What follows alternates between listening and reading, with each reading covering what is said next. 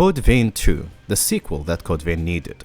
It has an open world, better story, and carried a lot of the elements that we loved from the first game, such as the in-depth character creation that sometimes it's better and sometimes it's just not as good, and I'll tell you why later, the fan service from the original, dark story, and of course a soundtrack composed by Goshina.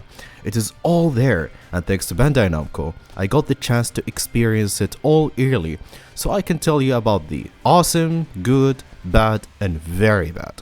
Right off the bat, the game kicks off with the character creator. It has everything we need, and all the options from the first game are expanded on for the most part. You can create any kind of character. I simply had a blast creating characters from other franchises, like you know me. I like Tifa, so I tried to give it a go and create her in the game, and that turned out okay, because unfortunately the game lacks something that existed in the first game, which is the bangs option, and that is pretty baffling since the game expanded on every other option just to drop the most basic ones like this one or the lips option. Another thing I realized is that most of these outfits are actually from the first game, which I think is pretty lazy and disappointing since the new ones are just very few. I made a separate video that is available now and goes over all the outfits if you want to check it out.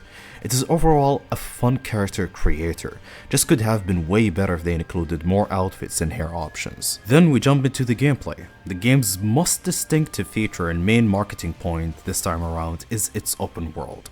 The open world sadly isn't all that interesting though, since it just acts as this big hub that connects the game's dungeons together with almost nothing interesting going around, besides some chests here and there and mini bosses that can be found in the dungeons anyways.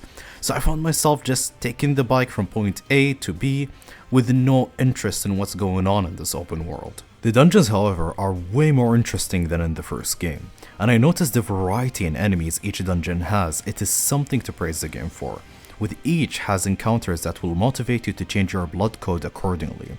Blood codes act as a build preset that serves different weapons. Some has this snappy fast-paced feel to them, and some feel tanky, but can make weapons like axes or great swords extremely strong. My favorite aspect of the game is how you can mix and match between different things. Your build is not tied to a certain blood code, but also the jails you can equip, which replaces the veils from the first game.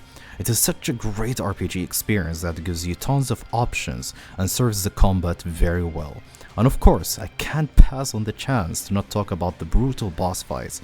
They are insanely difficult, especially with the game's lack of multiplayer, which is a bummer because I enjoyed playing with my friends in Code Vein 1, but that won't take away from these unforgettable encounters and some of the best I have ever experienced in a Souls-like. As for the story, it is a completely new start with nothing to do with the first game's story that took place in the same world as God Eater's world, but it maintained the dark, sad, and gritty anime-style storytelling of the first game, with tons of characters that I actually ended up caring about.